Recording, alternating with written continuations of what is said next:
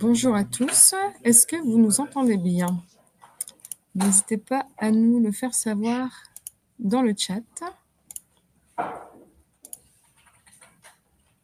Bonjour à tous. Est-ce que le son est correct?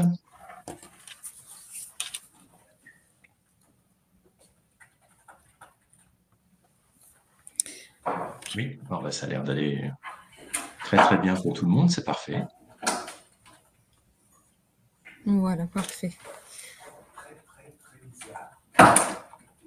Donc, merci de nous rejoindre. Juste avant de laisser la parole à Jérôme Poulain, je me présente moi-même. Vous ne verrez pas mon visage, je m'en excuse. J'ai un petit problème de caméra, mais je suis Nathalie de Hurtevent. Je suis bien présente. C'est moi qui passe les slides et je regarderai attentivement le chat et diffuserai quelques sondages pendant la présentation. Voilà, je vous laisse avec Jérôme. Très bien, merci Nathalie. Eh bien, écoutez, merci d'être présent pour ce nouveau webinaire animé par Audace Digital Learning. Aujourd'hui, nous allons parler gamification, nous allons parler ludopédagogie et nous allons essentiellement parler des ressorts et des mécaniques de jeu qui permettent effectivement d'enrichir vos dispositifs de formation au quotidien. Simplement en introduction, donc, qui sommes-nous, Audace? Audace est une société pionnière dans le domaine du digital learning, puisque l'entreprise a maintenant plus de 25 ans. On développe des modules de formation e-learning, des serious games, des dispositifs immersifs tels que la réalité virtuelle, la réalité augmentée, la réalité mixte, ainsi que des simulateurs de pilotage. Et nous avons une division communication au sein de la structure, qui est en fait une division historique, puisque il y a 25 ans de cela, Audace était une agence de communication qui s'est transformée en agence digital learning. Nos clients sont des grands comptes essentiellement, mais aussi des universités et de plus en plus des PME qui peuvent accéder à nos contenus sur étagère, puisque voilà, ils n'ont pas à les créer, mais ils peuvent bénéficier de ces services au travers de la location de modules. Alors, moi, je suis Jérôme Poulain, j'ai 30 ans d'expérience dans le domaine de la pédagogie. Je suis directeur associé de la société Audace et je suis en charge du développement et je suis tout particulièrement tous les aspects pédagogiques et l'intégration de la ludopédagogie dans les mécaniques andragogiques. Nous allons donc suivre un module dans lequel nous allons parler à la fois des contextes et des enjeux. Également, nous allons nous concentrer sur les différentes stratégies possibles en matière de ludopédagogie et nous allons également étudier quelques cas pratiques pour illustrer tout cela. Nathalie, tu peux. Merci.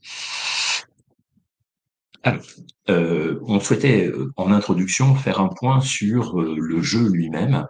Et mais qu'en est-il dans la population? Comment le jeu se positionne parmi les différentes activités, qu'elles soient activités civiles, professionnelles, il y a plusieurs choses à retenir. La première chose, c'est que le jeu aujourd'hui, ça représente 1 heure de temps par jour en moyenne par personne en France, ce qui est quand même une moyenne assez importante, ce chiffre est en très haute croissance il grandit d'année en année. Alors pourquoi? Eh bien parce que effectivement il y a de plus en plus d'intégration, notamment du e-sport dans nos vies, ces activités sont en train de supplanter des activités comme par exemple regarder des films et regarder des programmes télé. Donc l'écran aujourd'hui est plus un écran sur lequel on va trouver des réseaux sociaux et du jeu vidéo plutôt que le traditionnel écran télé que l'on regardait passivement. On est devenu en fait accro des médias actifs, interactifs. Ce qui est important aussi de retenir, c'est que il n'y a pas que les adolescents qui jouent. 94% de la population d'adolescents joue aux jeux vidéo aujourd'hui, mais c'est aussi 58% des parents qui soit accompagnent leurs enfants au travers des jeux, soit jouent eux-mêmes à tout un ensemble de jeux, et notamment ce qu'on appelle traditionnellement les casual games, qui sont en fait des petits jeux sur smartphone et qui sont jouables durant les trajets domicile-travail, par exemple, ou de quelques heures de loisirs le soir. Il faut également casser un tabou et tout au moins une fausse image, c'est que ce ne sont pas que les garçons qui jouent aux jeux vidéo, puisque la population entre les hommes et les femmes en termes de joueurs est quasi équivalente. Donc il y a aujourd'hui autant de joueuses que de joueurs, ce qui a participé naturellement très largement à l'augmentation du volume de joueurs et des chiffres que je vous présente là. Ensuite, 80% des Français connectés âgés de 16 à 64 ans jouent aux jeux vidéo. Moi, ce que j'aime retenir, c'est qu'on pense toujours que c'est un média surtout joué par les plus jeunes. Alors, bien sûr, c'est le cas, hein, parce que chez les 16-24 ans, c'est 91% des hommes et 86% des femmes qui jouent quotidiennement aux jeux vidéo. Mais je vais vous donner une autre tranche d'âge, les 45-54 ans, aujourd'hui, c'est 79,7% des hommes qui jouent pour 76,5% des femmes.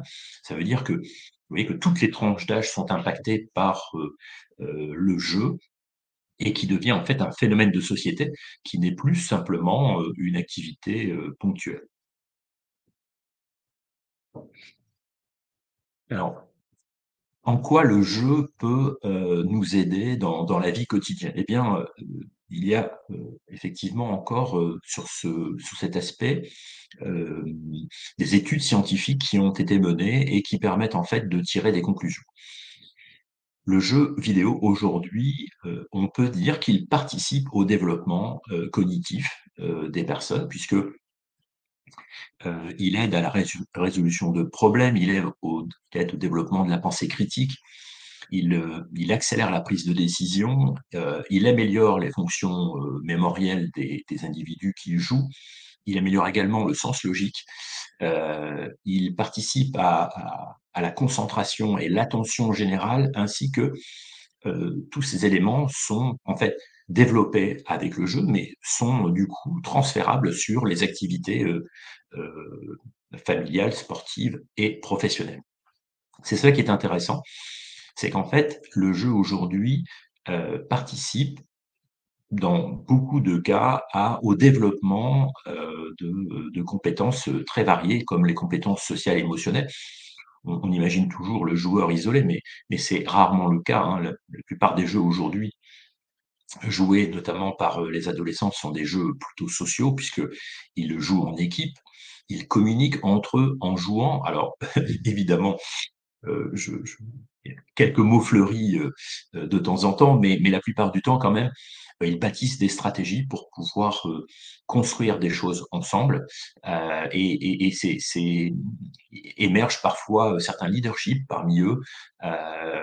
Ils apprennent aussi à gérer les conflits et surtout, ils ont une très forte faculté à gérer le stress, puisque le stress est un des éléments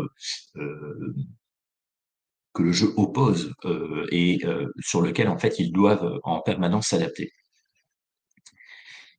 Naturellement, ça va développer également les fonctions techniques, telles que aider à la programmation informatique, aider à comprendre des sciences, aider également à travailler la conception graphique, l'analyse de données. Aujourd'hui, beaucoup de jeux sont orientés et basés sur un gros travail d'analyse et de travail de référentiel universitaire. Et c'est cela qui les rend vraiment très intéressants, c'est-à-dire que on peut vraiment transférer aujourd'hui de la compétence au travers de ces activités. Naturellement, des compétences professionnelles qui sont liées là plutôt à des soft skills, notamment l'organisation, la gestion du temps, les capacités oratoires des personnes, les compétences physiques, puisque beaucoup de jeux aujourd'hui proposent des interfaces qui permettent de travailler son rythme cardiaque, ses fonctions motrices, ses fonctions d'habileté, des jeux comme des jeux de danse, hein, par exemple, pour ne citer que cet exemple-là, participe à la prise d'agilité, la prise d'équilibre et participe également à avoir quelqu'un qui va profiter à la fois d'un jeu et en même temps travailler sur son physique. Les compétences linguistiques, naturellement également, hein, puisque beaucoup de jeux proposent de participer à des activités où on va développer son anglais, on va développer sa grammaire. Il y a d'excellents jeux euh, sur le travail de syntaxe ou sur les formules rhétoriques, par exemple, ainsi que des compétences artistiques, puisque certains jeux proposent effectivement de créer des images, de la musique, des danses ou de la scénarisation au théâtre, par exemple, hein. Donc, la diversité aujourd'hui des jeux vidéo est telle qu'on peut réaliser l'ensemble de ces activités.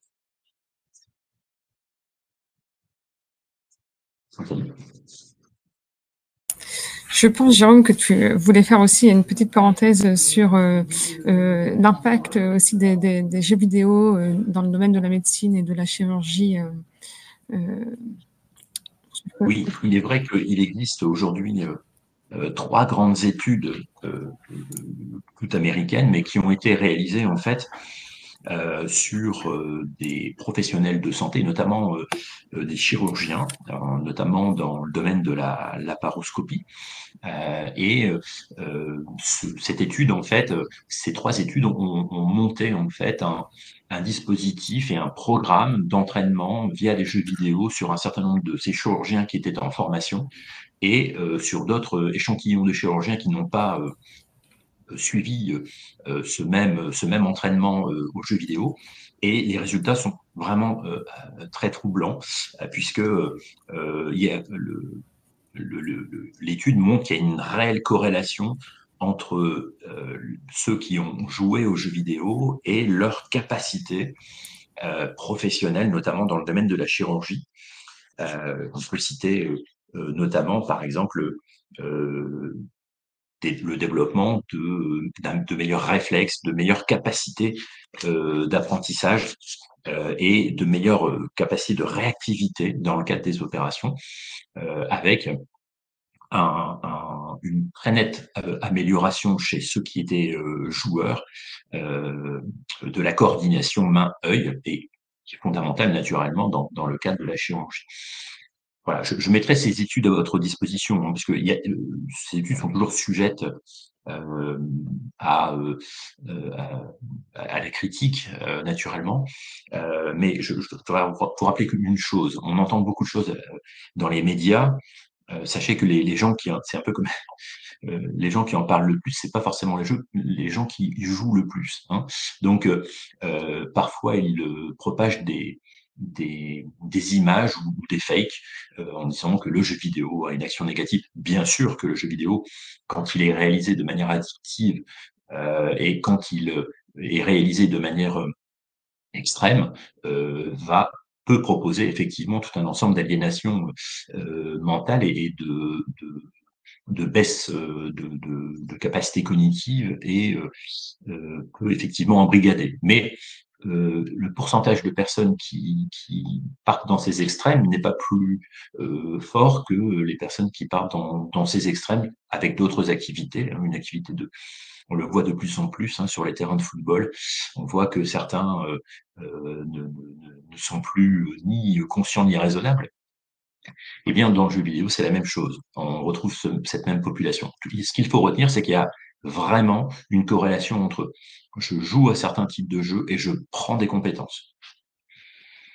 Alors, on va revenir un petit peu à la pédagogie. Donc, comment on intègre tout ça dans un dispositif pédagogique? C'est quoi d'abord la ludopédagogie?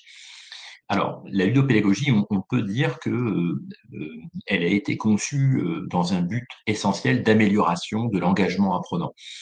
Il est clair que la ludopédagogie permet, un sourire permet de créer une émotion positive au dispositif de formation, ce qui va très nettement améliorer la capacité d'apprendre, la capacité de mémorisation et donc la compréhension globale des messages qui doivent être transmis dans ces outils tels que des modules e-learning.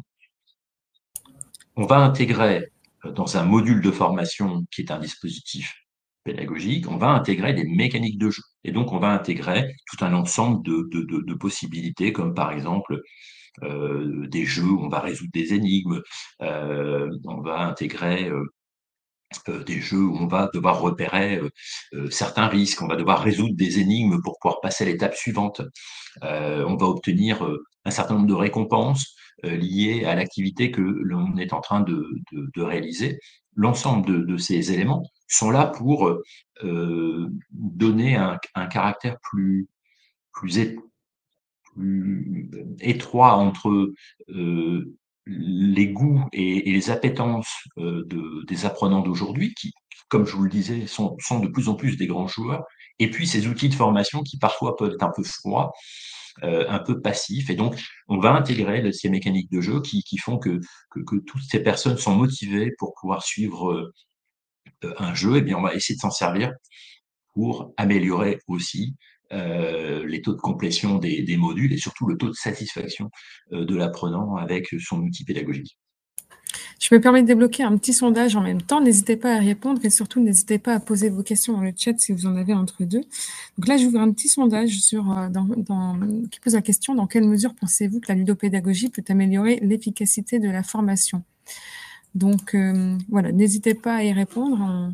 On pourra éventuellement commenter vos réponses. Je ne sais pas si vous le voyez bien. En principe, il est ouvert. Oui.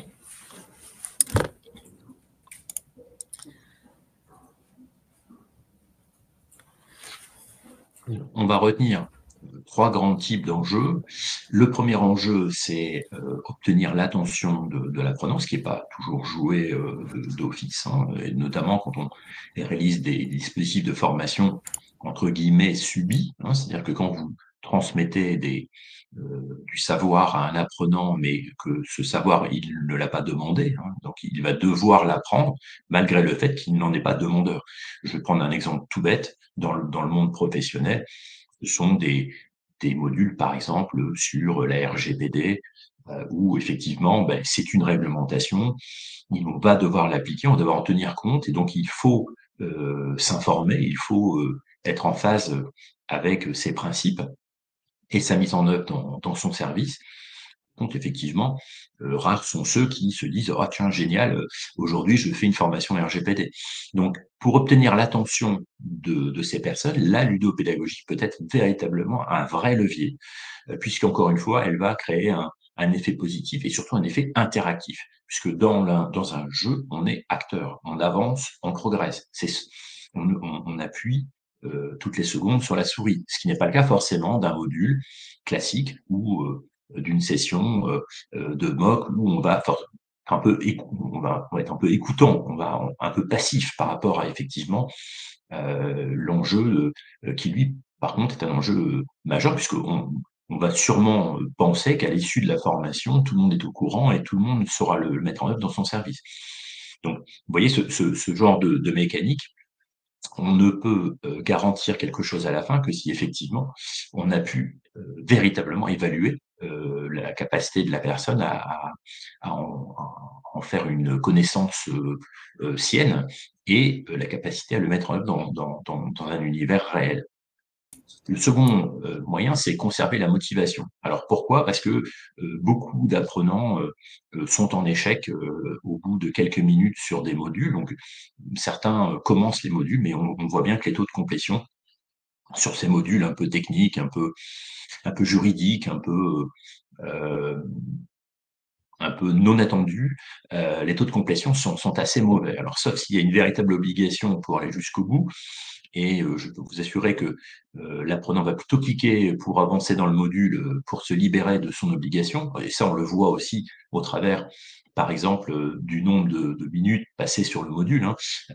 Il est clair que quand on voit par exemple un module qui est prévu pour 20 minutes et qu'il est en complétion au bout de 10 ou 11 minutes, on se doute bien que la personne n'a fait que cliquer et elle n'a pas forcément pris le temps ni elle n'avait pas l'intérêt d'écouter ou de comprendre ce qui était indiqué dans le module. Cette motivation, on va la travailler essentiellement sur des leviers, et ces leviers, on va les transformer en mécanique de jeu.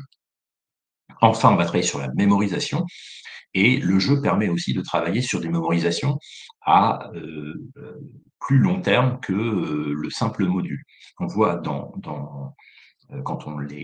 quand les apprenants suivent des modules qu'ils ne retiennent globalement que près de 3 notions, hein. La quatrième notion est souvent oubliée. Ça sert à rien d'en mettre 5, hein, de toute façon, mais trois notions, et puis ils ont un taux d'attention qui est à peu près de 7 minutes sur un module classique, quand les modules classiques font plutôt 15-20 minutes, voire des fois 45 minutes, et j'ai vu des modules de plus de 4 heures. On se doute bien que le niveau d'attention de l'apprenant, on l'a perdu depuis longtemps.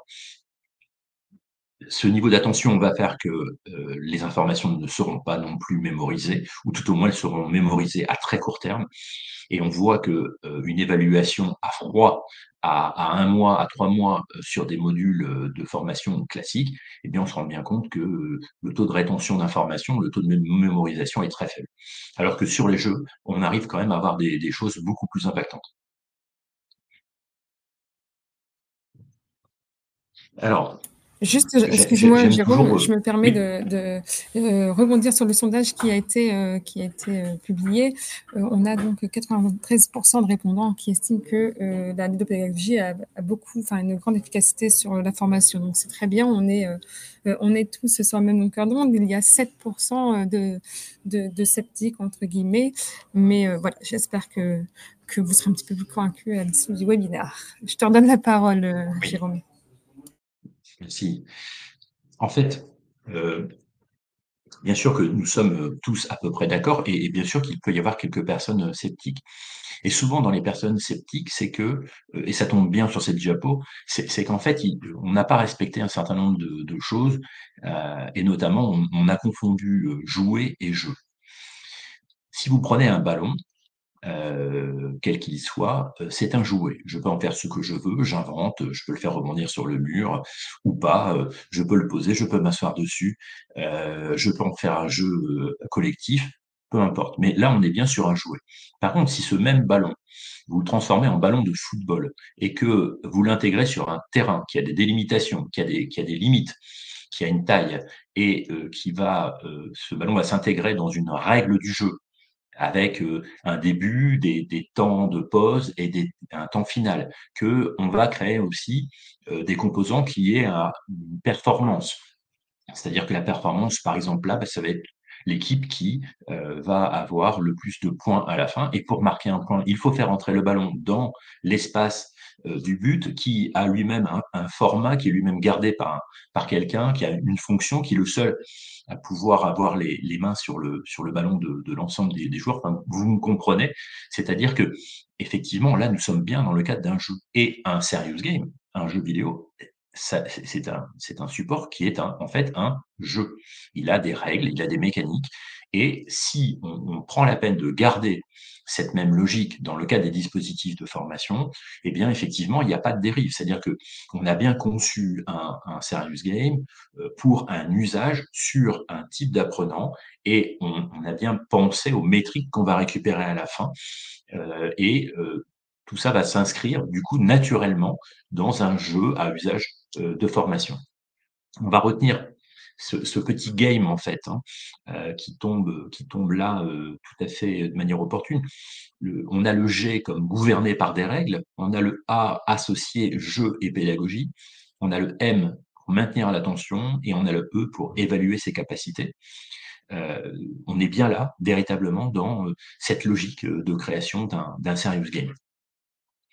Et dans le domaine du serious game, en fait, on peut avoir différentes variétés, on va dire, d'outils pédagogiques qui sont plus ou moins ludiques. On va le voir tout de suite avec la diapo suivante. Donc, dans les différents formats, on va pouvoir citer le premier format qui est le e-learning ludifié. Alors, un e-learning ludifié, c'est un e-learning qui a déjà été conçu sur un point de vue fond. Hein. Donc, on a l'ensemble de la matière et l'ensemble des connaissances qu'il va falloir transmettre. On a également les objectifs sur quelles compétences on doit acquérir à la fin. Mais on va laisser en fait au concepteur la possibilité d'apporter un aspect conceptuel par le jeu.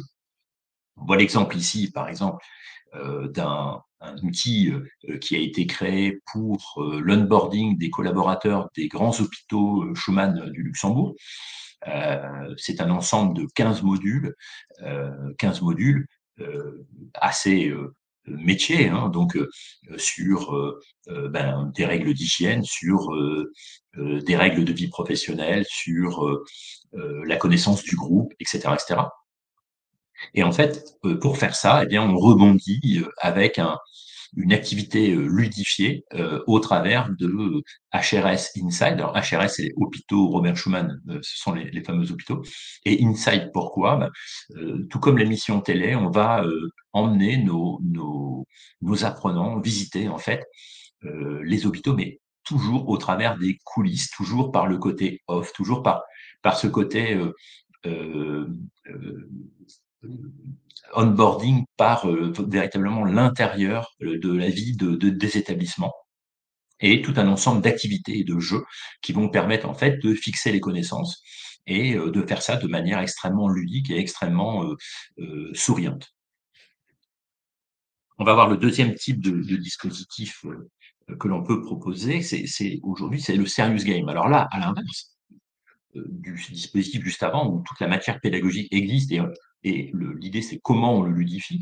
Là, on va partir, en fait, effectivement, d'une autre idée, c'est qu'on va choisir un jeu et on va, dans ce jeu, réaliser un dispositif pédagogique intégré au jeu. C'est-à-dire qu'on le fait véritablement à l'envers. C'est-à-dire que là, c'est bien le jeu qui prime sur le contenu pédagogique et la manière de le faire. C'est simplement que les éléments de contenu pédagogique vont venir s'inscrire dans une idée de narration, de scénarisation. On voit ici, par exemple, un jeu qui a été créé pour un master, donc l'université de Montpellier. Ce jeu intervient en fin de master. Les étudiants ont appris tout un ensemble de choses. C'est en l'occurrence ici la gestion d'un parc halieutique, hein, d'une pêcherie. Et les apprenants vont devoir mettre en œuvre tout ce qu'ils ont appris dans leurs 2 années de master au travers d'une grande épreuve qui dure plusieurs heures. Ils sont en multijoueur, donc ils sont également tous présents dans l'interface et ils doivent à la fois sur certains aspects collaborer et puis sur d'autres aspects ils sont en compétition puisque chacun gère sa propre pêcherie et ils vont devoir construire leur leurs activités, ils vont devoir négocier le prix du poisson, ils vont devoir mettre en œuvre des pêches et toute la logistique qui va autour. Ils vont devoir également faire ça de manière la plus écologique possible, puisque c'est un enjeu également, et puis tout en respectant aujourd'hui les écosystèmes avec des réserves naturelles, etc., etc. Donc, voici le deuxième type de dispositif qu'on appellera serious game. Troisième type de dispositif, les jeux de simulation. Alors le jeu de simulation, c'est un peu ce qui tombe sous le sens tout le temps. C'est-à-dire que souvent dans les dossiers, on voit dans les appels d'offres par exemple, hein, on veut créer un jeu, alors on va simuler le monde professionnel. Voilà. Alors bien sûr, ça fonctionne. Et peut-être que Nathalie peut basculer sur une petite Vous vidéo. publiez une vidéo, ouais, voilà. D'accord. Est-ce que vous la voyez bien? Ouais. Voilà. Donc ici, on est sur un... s'il te plaît. Ici, nous sommes sur un serious game qui a été développé pour Naval Group, dont l'objectif est la prise de conscience des mécaniques liées à la cybersécurité sur les navires de guerre. Et donc, vous allez vivre une simulation. Vous êtes dans la Fou peau en fait initial. d'un équipier en caméra subjective, et vous allez vivre en fait Appuie sur le bouton de une contrôle de tentative langue. de piratage du bateau. Appuyez. Voilà.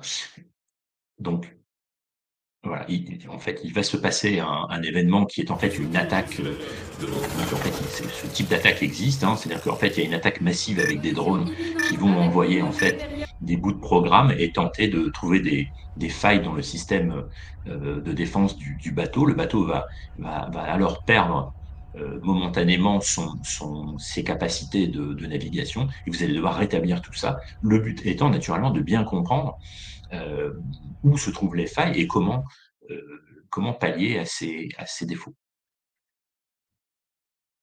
Voilà. Donc là, nous sommes dans le jeu de simulation. Quatrième type de jeu, assez populaire également, c'est ce qu'on appelle le jeu de rôle. Alors, le jeu de rôle, en fait, consiste à vivre la vie d'un collaborateur et de pouvoir, en fait, réaliser tout un ensemble de tâches en relation avec tout un ensemble d'autres joueurs ou d'autres personnages qui peuvent être des avatars, par exemple. Et on voit ici, par exemple, un, un- un soignant qui est au lit d'une patiente et qui va devoir réaliser un protocole de soins. Ce type d'élément permet véritablement de valider la capacité de la personne à avoir transformé une connaissance en compétence. Donc, on va vraiment là faire son métier, mais avec un ensemble de difficultés qui vont être liées à de la communication, qui vont être liées à de la mise en œuvre de documentation administrative, utiliser les bons outils. Vous allez rencontrer en fait d'autres joueurs qui, eux, jouent aussi un rôle dans cette histoire. Et vous allez pouvoir estimer votre capacité à réaliser ce que vous devez faire seul et avec eux. Voilà. Et vous allez voir aussi naturellement à agir, puisqu'il va se passer des tas de choses, il y a des modes dégradés, la patiente va subir un certain nombre de choses, voilà. Vous devez réagir. Alors, du coup, on peut effectivement tout de suite différencier les différents modèles de dispositifs ludifiés. Le premier, e-learning ludifié, on l'a vu tout à l'heure. Le second, le serious game. Et un dernier que je vous ai gardé, c'est ce qu'on appelle la gamification. Et on confond souvent la gamification et la ludification. La ludification, c'est quand on prend un dispositif tel que par exemple un module e-learning et puis on va lui appliquer quelques mécaniques de jeu, mais on part en fait véritablement du jeu pour aller vers l'outil de formation. Dans la gamification, c'est l'inverse, c'est-à-dire que l'outil il existe déjà, mais il faut le rendre un peu plus ludique dans un but ou thérapeutique, ou un but de communication, un but de médiation. Et on voit ici, alors je ne sais pas si vous voyez très bien le visuel, mais il s'agit d'un scanner dans un hôpital spécialisé pour les enfants. Et vous voyez la table qui est devant, donc c'est la table qui entre dans le scanner. Le scanner, c'est là où il y a vous voyez, c'est là où euh, la zone ronde hein, qui est juste derrière.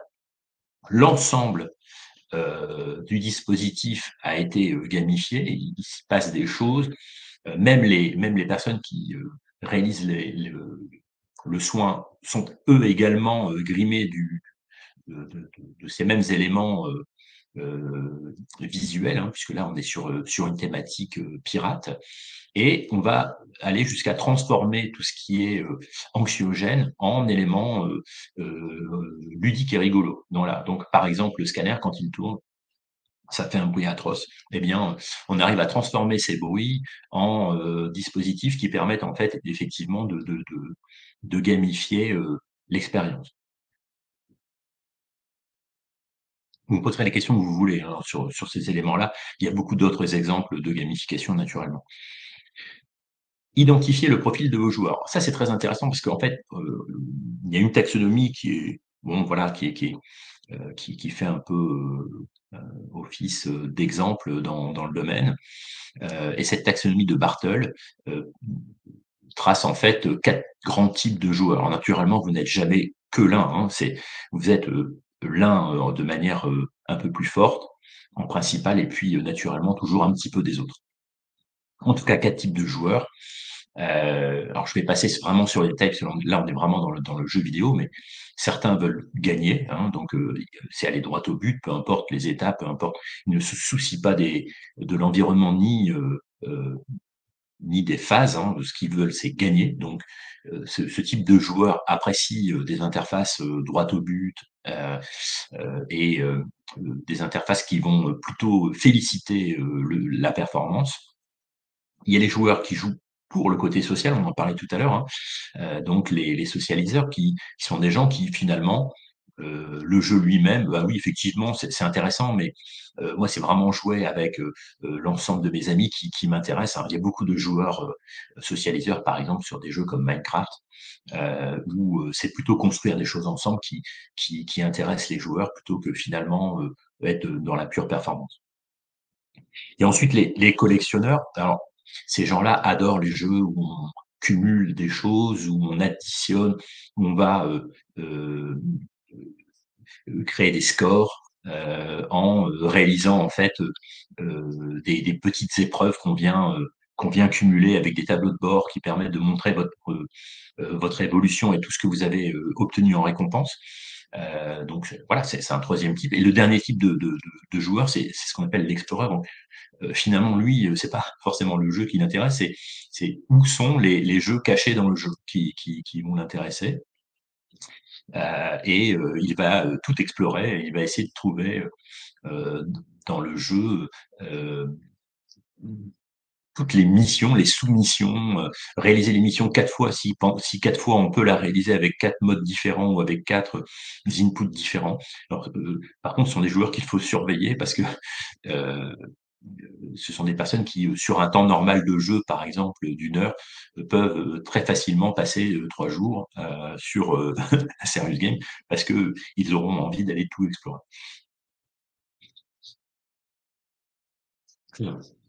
Quand on parle serious game, forcément, on arrive un peu dans la sémantique qui est liée aux jeux vidéo. Et quand on construit en fait une approche, un cahier des charges par exemple, il faut reprendre ces éléments-là parce qu'ils sont véritablement les mots qui permettent de parler des mêmes choses entre le concepteur et le demandeur, le commanditaire. Alors il y a deux grands aspects quand on conçoit un serious game. Le premier, c'est ce qu'on appelle le game design, qui va être en fait la construction générale du jeu. Alors ça passe par le type de jeu, par exemple, hein, parce que il y a énormément de variétés dans les jeux vidéo. On en a parlé tout à l'heure. On va y injecter un synopsis, c'est-à-dire une sorte de pitch qui présente en fait le jeu qu'on souhaite créer. On va lui créer des ambiances, un graphisme général, puis on va s'il y a des personnages, quels caractères ils ont, comment ils entrent en communication entre eux, etc., etc. Et puis, on va créer une interface avec une UI design. Alors, l'UI design va permettre, en fait, de mettre à la disposition du joueur un certain nombre d'outils qui sont dans l'interface, hein, tels que, en fait, des outils tels que vous connaissez quand vous travaillez, par exemple, avec Word. Hein, vous voyez, il y a un bandeau haut avec tout un ensemble d'outils qui vous permettent de concevoir des choses. Et bien, dans la même manière, il faut penser véritablement l'UI du jeu, tout en sachant que le joueur va jouer en moyenne sur un serious game, c'est 45 minutes à peu près, hein. Donc, il ne faut pas passer un quart d'heure à comprendre l'interface, à comprendre les outils qui sont mis à mes dispositions, comment je m'en sers. Donc, il y a véritablement un enjeu d'ergonomie et de simplicité d'accès en fait au jeu. Il faut que ça soit tout à fait évident. Enfin, on va concevoir Pardon, excusez-moi. Oui, Non, je te laisse on va poser une question qui a été posée. On va concevoir la profondeur du jeu, ce qu'on appelle les level design, hein. Enfin, il peut y avoir différents niveaux dans le jeu, soit liés à une progression, soit liés au fait qu'on va revivre la même chose, mais au travers des yeux de plusieurs personnages. Et enfin, on va injecter le gameplay. Alors, le gameplay, vous le retrouvez de l'autre côté. Et puis, ici à droite, le gameplay est composé en fait d'éléments plus descriptifs de la manière et des règles qui vont être utilisées dans le jeu. Donc, on va utiliser la règle des 3 C. Hein. Quelle caméra? Est-ce qu'on est à la place des yeux? Est-ce qu'on est en caméra ISO? Est-ce que la caméra jongle d'une personne à une autre? Les contrôles, ce sont les boutons. Est-ce qu'on joue avec la souris? Est-ce qu'on joue avec le doigt? Etc., etc. Donc, il y a plein de dispositifs comme les point and click, par exemple, pour avancer. On peut utiliser aussi un casque de réalité virtuelle et tout ce qui va être caractère, c'est-à-dire qu'on va greffer à chaque élément des capacités et des compétences qui peuvent évoluer dans la relation, dans les interactions avec l'environnement. Et enfin, on va créer ce qu'on appelle des boucles de gameplay, c'est-à-dire finalement une mécanique de jeu où je dois réaliser une mission. Une mission est composée de X étapes. Je dois réaliser l'ensemble des étapes. Et donc, je vais créer une boucle. Et quand j'ai fini la boucle, j'ai fini ma mission. Et ensuite, je passe à la mission suivante. Et je crée des boucles, en fait, à partir des mécaniques de jeu que je vais injecter pour sa réalisation.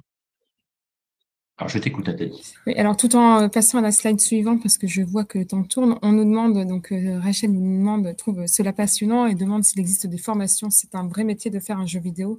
Donc je pense qu'on peut juste faire très rapidement un tout petit laïus sur le métier de game designer, peut-être. Oui. Tout à fait. Alors, en fait, pour réaliser un serious game, il faut plusieurs profils de collaborateurs. Il faut un concepteur pédagogique parce qu'il y a quand même tous ces aspects pédagogiques à intégrer. Il faut ce qu'on appelle un game designer. Alors, le game designer, c'est quelqu'un qui est spécialisé dans les mécaniques de jeu, les règles et justement dans le gameplay et qui va en fait lui proposer ces éléments-là. Alors, il y a des formations universitaires pour devenir game designer. Des formations qui sont très orientées jeux vidéo pur, mais de plus en plus, ils s'intéressent aussi à l'aspect pédagogique et le serious game aujourd'hui n'est plus un peu le parent pauvre, hein, c'est-à-dire qu'on peut véritablement faire des œuvres tout à fait pertinentes, à la fois sur un point de vue artistique et pédagogique, au travers des serious games. Voilà, si ça répond à votre question. Après, on pourra effectivement avancer sur les autres aspects nécessaires comme le game art. Donc, il faut un directeur artistique spécialisé. Il faut des réalisateurs numériques 2D, 3D. Enfin, ça demande quand même une véritable équipe hein, pour concevoir ce type de jeu. Et techniquement, c'est de plus en plus également pertinent, puisque aujourd'hui, il y a plusieurs technologies utilisées pour créer un jeu vidéo ou un serious game. Et on va travailler avec ces outils logiciels qui permettent également de faciliter l'interopérabilité, la diffusion. Voilà.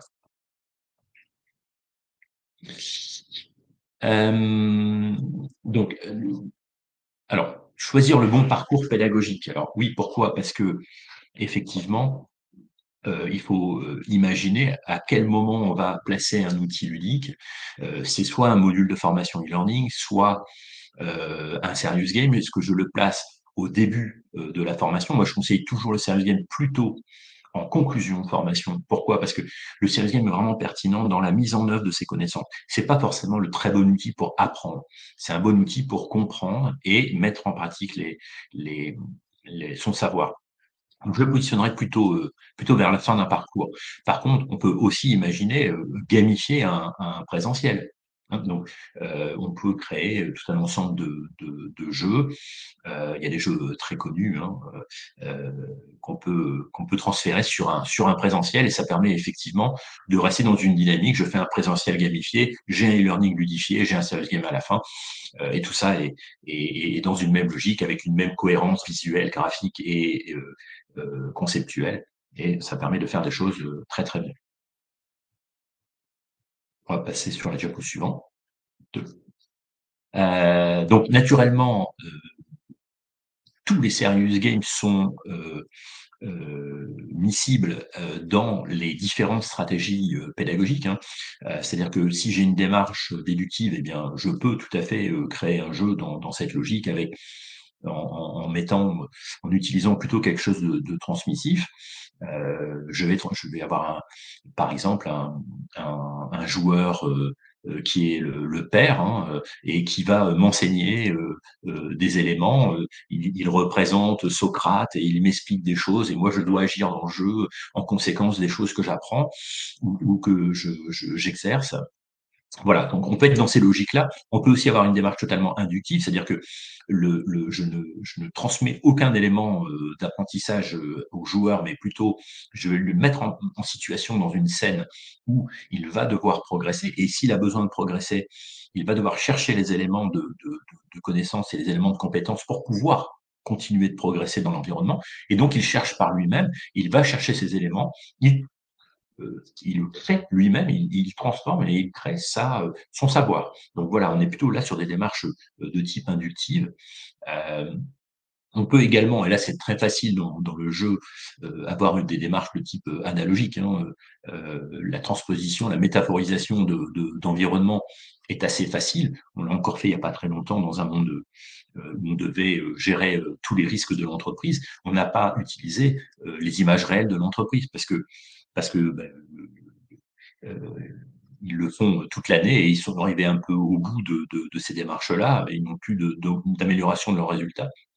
Et donc, on a plutôt déporté les joueurs dans un jeu vidéo basé sur un concept qui était l'île de Lost, où on s'écrase en avion sur l'île, on doit réussir à sortir de l'avion, mais on doit mettre en place tout un ensemble de choses, sécuriser en fait l'avion, déblayer pour pouvoir aussi couper la porte, ensuite créer son bivouac, il y a des choses en hauteur. Enfin voilà, tous les risques de l'entreprise sont bien là, mais on l'a complètement transformé dans une métaphore qui est celle effectivement de quelqu'un qui est rescapé et qui doit sécuriser son environnement. Et puis, bien sûr, des démarches aussi dialectiques, hein, puisqu'on peut effectivement, dans certains types de jeux, mettre la personne en contradiction de savoir, en confrontation de point de vue. On peut également utiliser, par exemple, du multijoueur dans le jeu. On n'est pas forcément seul à jouer. Hein. Il faut toujours avoir en tête qu'on peut être plusieurs à jouer ensemble. On va passer à la diapo suivante. Donc, les différentes mécaniques de jeu, on les a évoquées tout à l'heure, mais là, on vous propose en fait quelques exemples. Hein. Alors, des quiz et des questions interactives, bah, c'est très basique, mais quand on le ludifie, ça peut devenir tout à fait une activité agréable à réaliser, et on se rend plus compte qu'en fait, on réalise simplement un quiz parce que ça a été totalement ludifié. On peut faire naturellement les fameuses activités que j'évoquais, comme par exemple une chasse au risque. C'est véritablement l'aspect visuel et conceptuel de la chasse au risque qui va faire qu'elle va devenir intéressante. La chasse au risque en elle-même est un concept qui existe depuis toujours. Hein, depuis qu'il existe des jeux, il y a des chasses au risque. Mais c'est véritablement ces aspects visuels et conceptuels qu'il faut soigner. Peut travailler également des exercices sur la mémorisation, sur les associations, qui permettent également de très bons résultats par leur simplicité. Ensuite, de la résolution de problèmes. Donc là, on peut aller très loin. Hein. On peut créer vraiment des énigmes euh, à la Da Vinci Code, hein, avec effectivement la possibilité d'ouvrir son cryptex si on a compris tout le cheminement d'énigmes et qu'on a récupéré tous les indices qui permettent de le faire. Voilà, ça, c'est des choses qui sont aussi assez intéressantes à réaliser. Naturellement, la simulation, c'est toujours un bon aspect. Je vois que Nathalie Non, me excusez-moi, non, presse non, oui, alors, pour avancer. excusez-moi, là, c'est un petit problème technique, mais effectivement, comme le temps tourne, je propose de profiter de ce petit problème Alors, technique. bon. Alors, oui, choisir la bonne durée, c'est très important parce que on a un empan mnésique qui est très faible, hein, surtout chez l'adulte, hein, encore chez l'enfant, qui est lui un champion de l'apprentissage. Hein, il fait que ça à longueur de journée, il est à l'école, il fait que ça. L'adulte, lui, se forme de temps en temps et ses capacités d'apprentissage sont nettement plus faibles que celles d'un adolescent de 15 ans. Donc, il mémorise moins bien, il a moins de taux d'attention et de temps long d'attention. Donc, il faut vraiment penser à cette limite qui est le temps recommandé de 20 minutes. On peut aller jusqu'à 45 minutes si on est en serious game, c'est-à-dire vraiment dans un jeu vidéo, parce que là, la narration vous emporte. Une notion toutes les 6-7 minutes, grand maximum. Et moi, on dit pas plus de 4 à 5 notions par module, mais moi, je vous dirais même pas plus de 3 notions. En fait, il vaut mieux faire plusieurs modules et tout sera bien mémorisé plutôt que d'en faire un avec trop de notions. un adulte ne retient finalement pas grand-chose. C'est sur sa capacité de mémorisation, surtout si le sujet n'est pas fondamental pour lui, il va évacuer très très vite toutes ces informations. Son cerveau va tout évacuer assez rapidement. On va voir la diapo suivante. Alors, le rythme. Alors ça, par contre, c'est vraiment un fondamental. On a effectivement la capacité de maintenir l'attention de quelqu'un, mais on peut pas le faire en permanence. C'est-à-dire, l'idée de se dire: «Je maintiens l'attention, je remaintiens l'attention, je remaintiens l'attention et je suis complètement comme ça que en phase ascendante», ça n'existe pas. Donc, il faut absolument avoir en tête et offrir la possibilité à l'apprenant d'avoir des temps de repos. C'est-à-dire qu'il prend une notion, on monte un dispositif qui va l'emmener vers un point d'intention haut, et ensuite il faut lui permettre d'avoir un point d'intention bas. Et le jeu est extraordinaire parce que le jeu va vous permettre de créer ce point de notion haut, et puis par un autre jeu, de créer le point de notion bas, et qui permet en fait une sorte de relaxation pour le cerveau, et qui va le redisposer à prendre cette nouvelle notion complémentaire. Donc, pensez véritablement rythme comme un rythme cardiaque. C'est le rythme sinusal et doit être pris dans le cadre des scénarisations de formation. C'est le rythme naturel de notre organisme. On va passer à la diapo suivante. Alors, on parle de hard design dans le serious game. Si vous le souhaitez, on va parler de graphisme. En fait, il faut vraiment être c'est un point important et qui est souvent un peu le point sur lequel en fait il y a le moins de discussion. Bizarrement, on parle beaucoup plus de la scénarisation, des storyboards, on va parler beaucoup des textes et des contenus, et puis finalement l'aspect visuel, eh bien on va se laisser un peu emporter par l'entreprise qui réalise le jeu. Alors moi, je préconise vraiment de travailler sur la mise en relation entre votre graphisme et le type d'apprenant. On voit sur le premier modèle en haut à droite. C'est un jeu qui a été créé, qui s'appelle Détecte-moi si tu peux. C'est un jeu qui a été créé dans le cadre euh, du syndrome d'épuisement professionnel des soignants, donc un jeu tout à fait sérieux. Et en fait, l'idée, c'est, au travers d'un serious game, de pouvoir repérer qui de ses collègues est en phase de dépression légère au début, et puis ce sont que des symptômes et des indices qui doivent vous révéler ces problématiques-là. Et puis le jeu aussi vous propose toute une mécanique qui a été créée par l'Observatoire national de la QVT pour prendre la personne dès le début des premiers symptômes, et puis du coup de ne pas aller jusqu'à l'arrêt maladie. Bon, ce jeu est très important à l'hôpital parce qu'il y a eu beaucoup d'absents chez les personnels soignants. Et le graphisme a été fait avec des personnels de soins. C'est-à-dire qu'il était hors de question d'imposer un graphisme, il était hors de question qu'un directeur artistique chez nous, dise: «Bah, voilà, le jeu sera comme ça et je l'imagine comme ça sera comme ça». Non, on a regroupé des groupes d'infirmiers, infirmières, heu et on les a fait travailler sur des gameplays, on les a fait travailler sur de l'art design, et au final, on s'est bien rendu compte que sur cette population-là, cette population n'est pas du tout friande d'hyper-réalisme. Au contraire, ils préfèrent quand c'est un peu BDifié, hein, tel qu'on le voit ici. Et donc, tous les éléments de graphisme ont été travaillés pour correspondre aux attentes de la cible finale. Voilà. Quand on travaille, par exemple, pour Naval Group, vous avez vu que eux, c'est tout à fait l'inverse. C'est une population qui adore quand c'est ultra réaliste. Et plus c'est proche de la vérité, plus les personnages sont réalistes, plus ils apprécient ce type de jeu. Donc il faut s'adapter à la cible, c'est fort important. L'autre aspect, c'est l'aspect conceptuel, c'est que quand on commence à développer un art design, eh bien, il faut vraiment que ça soit cohérent et qu'on le diffuse du début jusqu'à la fin de l'outil. Hein. Et donc, il est hors de question d'avoir juste en fait un écran de démarrage, puis après on a oublié qu'effectivement on avait conçu un concept. On voit ici sur le deuxième exemple, pour comprendre le RGPD, nous avons travaillé sur une expérience de type Matrix, et c'est naturellement décliné. Alors, naturellement décliné, mais en pertinence, hein, c'est pas un concept du tout gratuit.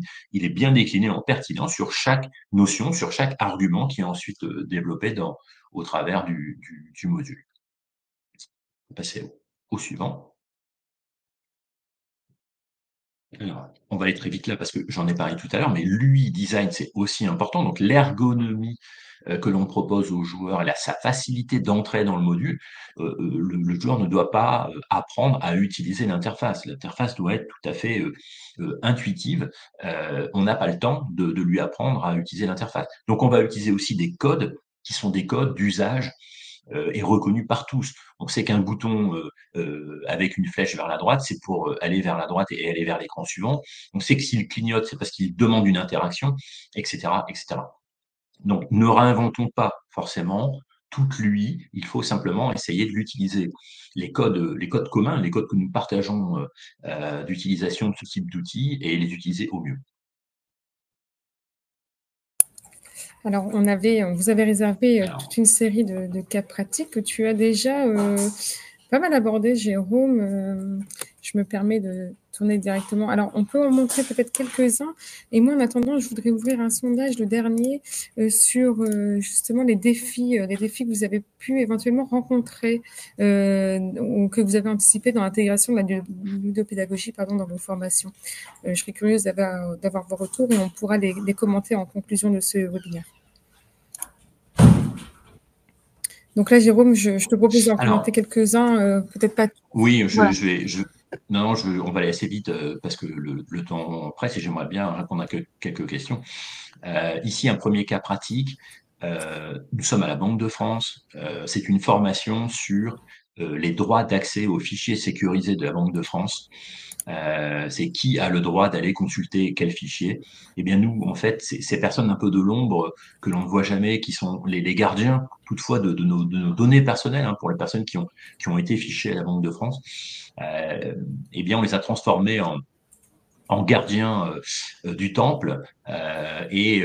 Effectivement, on a décliné tout ce concept. Ils ne laisseront entrer que les gens qui ont les bonnes validations, qui ont les bons documents, les gens qui ont véritablement le droit, et ils refuseront l'accès à tous ceux qui sont venus chercher de l'information qui n'ont pas le droit. Voilà, bon, simplement, je vais passer sur ce cas-là, mais vous voyez, on peut aussi conceptuellement être dans la valorisation de la personne qui, d'habitude, est un peu dans l'ombre de la Banque de France.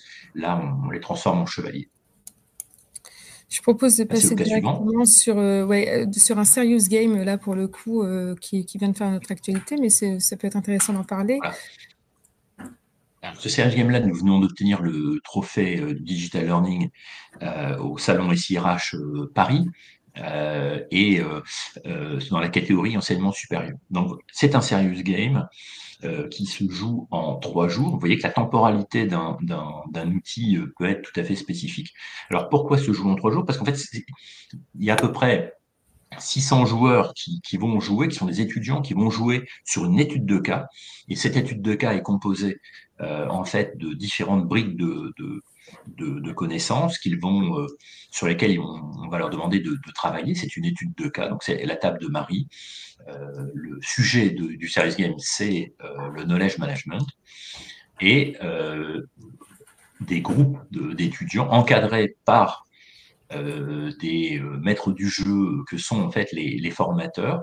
Tous ces petits groupes vont travailler d'abord entre groupes et puis de manière mutuelle à la résolution d'un certain nombre de problématiques liées au knowledge management dans une chaîne de restaurants. Voilà, c'est le genre de jeu qui est massivement multijoueur et et c'est permis au travers en fait d'un dispositif mis en place sur un serveur spécialisé. On va Je passer. montrerai. Donc il y a parfois aussi des aspects techniques, hein, naturellement, euh, qu'on peut évoquer si les aspects techniques vous intéressent. Je vais parler beaucoup de pédagogie, mais si la technique vous intéresse, n'hésitez pas de poser vos questions dans le chat. Et enfin, un dernier cas, Vertexa. Alors là, on est sur toujours tout un ensemble d'expériences de serious game, mais là en réalité virtuelle. Et alors, on dépasse un peu la formation ici, puisque on est véritablement dans de la thérapie. C'est-à-dire que le serious game est utilisé dans le cadre de thérapie, de prise en charge, de protocole de soins, dans le cadre de personnes qui souffrent d'anorexie. Et c'est tout un ensemble de jeux qui vont leur permettre d'avoir une reconnexion avec eux-mêmes et leur corps. Voilà. Vertexa, vous pourrez le trouver sur Internet. Vous verrez, les articles sont scientifiques, hein, puisque c'est tout à fait scientifique derrière, mais ça sera beaucoup mieux exprimé sur le fond que je pourrais le faire. Voilà, peut-être qu'on peut passer à des questions. Alors, j'en profite pour conclusion. On avait, oh, pardon. J'en profite pour rebondir sur le dernier sondage. C'était quels sont les principaux défis que vous avez rencontrés ou que vous anticipez dans l'intégration de la ludopédagogie dans vos formations. Et pour la plupart, hein, c'est un manque de temps pour la conception des activités ludiques. Voilà, donc c'est à 69%, 8%, c'est une résistance au changement de la part des participants. Après, la difficulté à évaluer l'impact sur l'apprentissage et des contraintes budgétaires pour 15%. Donc le premier volet, c'est le manque de temps et le deuxième, c'est les contraintes budgétaires. Ok, alors bien sûr, c'est-à-dire que effectivement, et ça je ne peux pas, je peux pas dire non. C'est qu'une activité ludique est beaucoup plus chronophage à créer qu'un module de formation classique, naturellement. Après, son impact n'a absolument aucun rapport. C'est-à-dire que le fait d'avoir passé un peu plus de temps à le concevoir va vous garantir des résultats nettement meilleurs à la fin. Après, j'ai entendu aussi le coût. Alors, le coût, entre un module e-learning classique et un module e-learning ludifié, la différence de prix, c'est à peu près 20-25%. Donc, quand on connaît les résultats obtenus à la fin, en termes de mémorisation, etc., enfin, ça vaut parfois le coup d'investir ces 25% supplémentaires qui vont faire que vous n'allez pas créer un module qui va passer de manière totalement insipide dans le flux de formation que vos collaborateurs vont suivre. Donc, moi, je vous garantis que les résultats seront nettement meilleurs. Et le troisième point que j'ai entendu est un point important. On parle de résistance au changement, mais vous savez que la plupart du temps, c'est l'idée du changement qui fait peur aux gens. C'est pas forcément le changement. C'est-à-dire qu'en fait, quand le dispositif, si on ose le mettre en œuvre, si on ose mettre en œuvre le serial game, on se rend compte derrière qu'effectivement, la résistance au changement est très faible. C'est-à-dire que les gens vont apprécier ce qu'ils sont en train de faire, ils seront contents de l'expérience et vous avez des taux de satisfaction qui vont être très imposants, malgré l'idée qu'il puisse y avoir une résistance au changement. Par contre, effectivement, en amont, on se dit souvent, ah, mais oui, mais peut-être qu'il y aura de la résistance au changement. C'est-à-dire que c'est l'idée de la résistance au changement qui crée le fait qu'on ne va pas le faire, mais pas le jeu. Le jeu, lui, il vous prouvera que vous avez eu raison de le faire. Alors, on a résumé ici dans cette diapo avantages, inconvénients. On en a discuté. Bon, de toute façon, hein, c'est meilleur engagement des apprenants, motivation renforcée, meilleure adaptabilité des collaborateurs. Et puis, le jeu s'adapte aussi. Hein. On peut greffer, on n'en a pas parlé, mais on peut greffer une intelligence artificielle pour moduler les niveaux de difficulté du jeu au travers des résultats de la personne. Donc, plus je joue, meilleur je suis, plus je fais augmenter le niveau du jeu. Le jeu devient de plus en plus complexe. À l'inverse, le jeu va s'adapter à mon niveau de compétences et va me permettre d'avoir une bonne expérience malgré le fait que j'ai plus de difficultés sur un certain nombre de points. L'apprentissage actif, naturellement, ça c'est aussi quelque chose d'important. Et les contraintes à anticiper, bah, c'est le coût de développement, bien sûr. Le coût de développement d'un module e-learning classique, on va plutôt être dans les... si on se dit qu'un module classique c'est 10 000 €, un module ludifié, on va plus être dans les 12 ou 13 000 € selon le niveau de ludification et le niveau de médias qu'on va intégrer. C'est plus complexe à fabriquer, mais là, il faut vous appuyer sur des professionnels. C'est-à-dire que je parle pour Audace naturellement, mais chez nous, il y a tout un ensemble de professionnels. Il y a des concepteurs pédagogiques spécialisés en multimédia, il y a des game designers, il y a des gens qui sont là, il y a des directeurs artistiques spécialisés, game art. Donc, tous ces gens-là sont là pour vous accompagner et vous conseiller afin de vraiment être en adéquation avec le type d'apprenants qui seront la cible de l'outil. Naturellement, on est sur des très forts niveaux d'accessibilité sur ce genre d'outils. On va avoir une excellente évaluation. Hein. On n'est pas seulement sur une note, telle qu'un module SCORM, où on va remonter un taux de complétion et une note à la fin. Là, on peut vraiment intégrer un tableau de bord complet d'évaluation à chaque niveau du jeu, à chaque chose qui est faite. Est-ce que j'ai utilisé l'aide? Est-ce que j'ai pas utilisé l'aide? C'est pas pareil de faire le jeu en 20 minutes avec 30 fois l'aide que de le faire en 40 minutes, mais en ayant utilisé une seule fois l'aide. Et on peut comparer vraiment derrière des choses assez fines. Et après, il va aider à baisser le niveau de surcharge cognitive. Vous savez, c'est le grand message du moment. Nous sommes tous assaillis d'images, de sons et d'informations. Et donc, nous sommes tous aujourd'hui victimes de cette surcharge cognitive à plus ou moins. Alors, on en a plus ou moins la conscience. En tout cas, le jeu, lui, va permettre d'assouplir et de faire passer ces concepts sans forcément être sur tu dois apprendre, tu dois comprendre. Voilà, on n'est pas là. On est sur voilà, je te présente une activité, tu vas jouer et tu vas voir, ça va bien se passer. Et je crois qu'il y a une dernière diapo sur peut-on tout obtenir de l'apprenant, donc peut-on tout ludifier, hein, c'est un peu l'idée. Eh bien, la réponse que je vais vous donner, c'est oui, tout est ludifiable et au contraire, vous avez vu les taux d'usage de ce type d'outils aujourd'hui, les apprenants s'attendent à ce que l'entreprise, la structure dans laquelle ils travaillent ou dans laquelle ils sont bénévoles, que cette structure soit entre guillemets, je n'aime pas trop ce mot, mais moderne, c'est-à-dire que euh, elle doit être complètement en prise avec la réalité des modes de vie, la réalité des modes de vie professionnels. Et ça, la ludification, elle va vous permettre de le faire.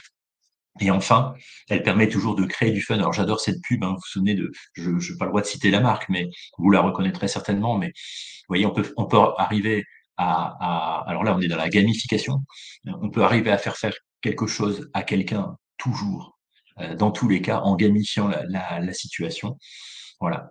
Même si on n'a pas envie de faire du vélo, et bien là, tout d'un coup, on va avoir envie de pédaler. Voilà. Est-ce que, Nathalie, tu as quelques Alors, questions? j'ai une dernière personne qui a demandé quel serait l'équivalent métier dans notre industrie du jeu pour quelqu'un actuellement directeur artistique dans l'industrie du jeu vidéo. Donc, je te laisse, on a évoqué le sujet, mais je te laisse juste répondre brièvement. Et puis, pour les autres, n'hésitez pas si vous avez d'autres questions. Oui, bah, en fait, il y a ce qu'on appelle couramment un art director, hein, qui est quelqu'un qui va gérer. Alors, la direction artistique d'un jeu, c'est essentiellement en fait la conceptualisation visuelle et sonore de l'outil. Donc, on va choisir des environnements en cohérence avec le concept qu'on souhaite faire passer. On va choisir des types de personnages, on va choisir des interactions, on va choisir des objets et on va leur greffer un caractère visuel. On peut tout à fait faire des choses dans l'ultra-réalisme, on peut faire des choses où nous sommes tous des bisounours et on va vivre une expérience en tant qu'un bisounours, peu importe l'idée de base ou la métaphore, le, le, le, le directeur artistique va, lui, faire en sorte qu'il y ait une cohérence globale du début jusqu'à la fin et que tout ça, ça se tienne. Très important. Il ne faut pas qu'on se dise à un moment, bon voilà, cette idée, c'est un peu tiré par les cheveux, et puis ils ont tiré sur quelque chose qui fait que au bout d'une ou deux activités, on voit bien qu'il y a une dégradation visuelle de l'outil. Non, il faut que vraiment du début jusqu'à la fin, ça soit un effet waouh, un effet motivant. Voilà. Et c'est le directeur artistique, c'est son rôle de maintenir tout ça. C'est son rôle aussi du coup de superviser, par exemple, les personnes qui sont en réalisation numérique, hein, qui vont travailler sur la modélisation 3D, par exemple, ou les illustrateurs 2D, si le jeu est en illustration. Il y a des jeux en illustration à plat, il y a des jeux en 3D. Les deux types de jeux peuvent être absolument géniaux à jouer à partir du moment où c'est bien conçu. Et il y a des écoles aussi pour ça.